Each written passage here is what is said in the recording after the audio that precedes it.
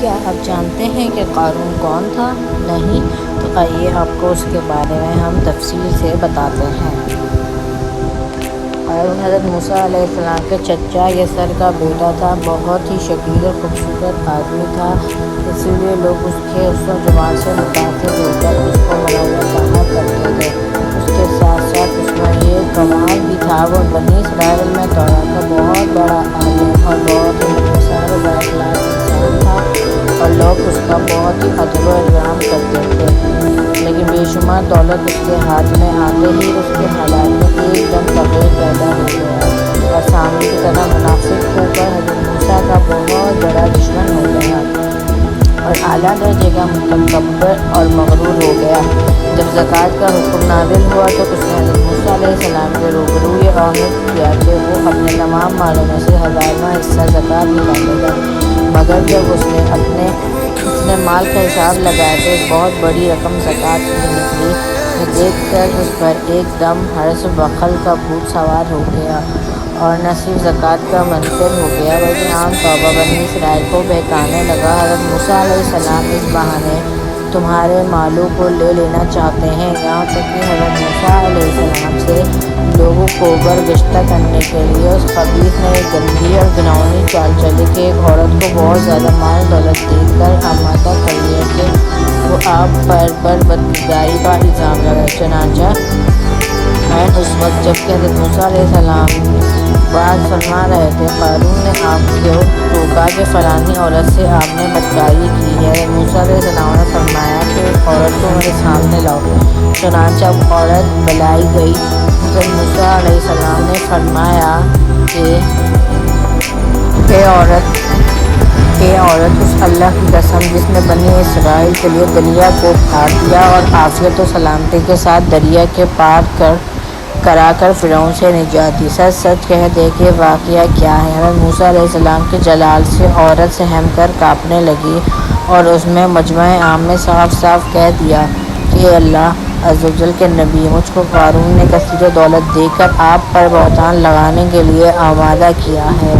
اس وقت حضرت موسیٰ علیہ السلام آپ دیدہ ہو کر سجدہ شکر میں گر پڑے اور بحالت سجدہ آپ نے یہ دعا مانگی، یا اللہ قارون پر اپنا قہر و غضب نازل فرما دے۔ پھر آپ نے مجمع سے فرمایا کہ جو قارون کا ساتھی ہو وہ قارون کے ساتھ ٹھہرا رہے اور جو میرا ساتھی ہو وہ قارون جدا ہو جائے۔ چنانچہ دو خبیثوں کے سوا تمام بنی اسرائیل قارون سے الگ ہو گئے۔ پھر حضرت موسیٰ علیہ السلام نے زمین کو حکم دیا، اے زمین تو اس کو پکڑ لے۔ تو قارون ایک دم گھنٹوں تک زمین میں دھنس گیا۔ پھر آپ نے دوبارہ زمین سے یہی فرمایا تو وہ کمر تک زمین میں دھنس گیا۔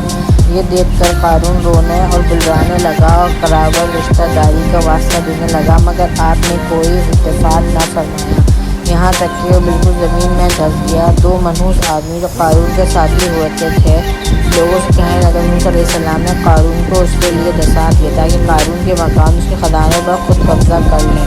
تو آپ نے اللہ تعالیٰ سے دعا مانگی قارون کا مکان اور خزانہ بھی زمین میں دھنس جائے۔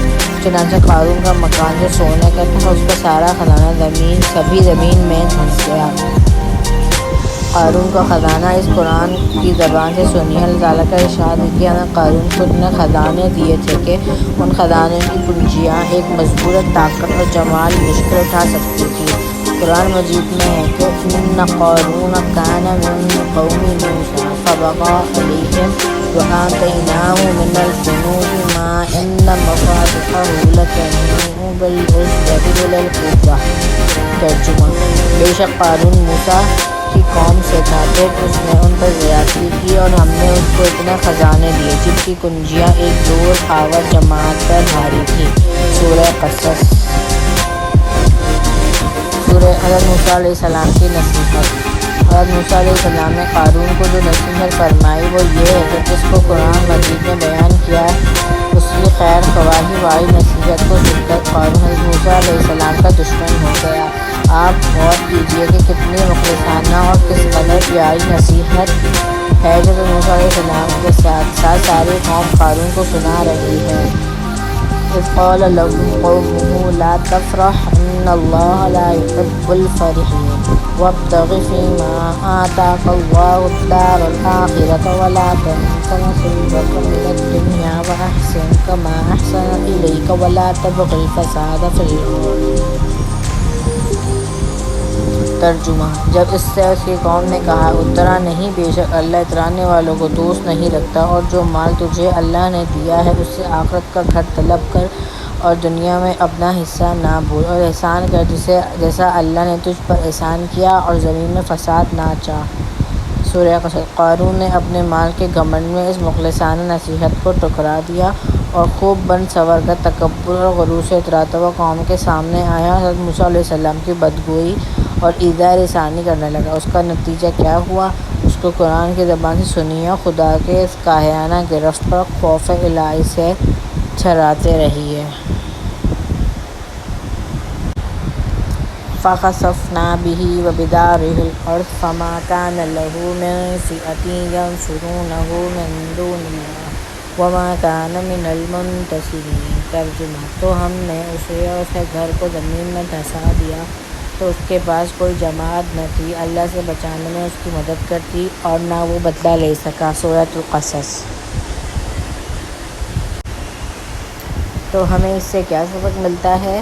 یہ عبرتناک واقعہ ہمیں یہ درس ہدایت دیتا ہے کہ اگر اللہ تعالیٰ مال دولت عطا فرمائے تو اس فرض کو لازم جانے کہ اپنا مال زکوٰۃ ادا کرتا رہے، اور ہرگز اپنے مال دولت پر غرور اور گھمنڈ کر کے نہ اترائے، کیونکہ اللہ تعالیٰ ہی دولت دیتا ہے، اور جب وہ چاہتا ہے پل بھر میں دولت چھین بھی لیتا ہے۔ وقت اس کا دھیان رکھتے ہوئے تواضع اور انکساری کی عادت رکھیں، اور ہرگز کبھی انبیاء، اولیاء اور صالحین کی انکساری کی عادت رکھے، اور ہرگز کسی بھی انبیاء، اولیاء اور صالحین کی ایذاء رسانی بدگوئی نہ کرے۔ ان مقبولان بارگاہ الہی کی دعا اور بددعا سے وہ ظاہر کرتا ہے جس کا لوگ تصور اور خیال بھی نہیں کر سکتے۔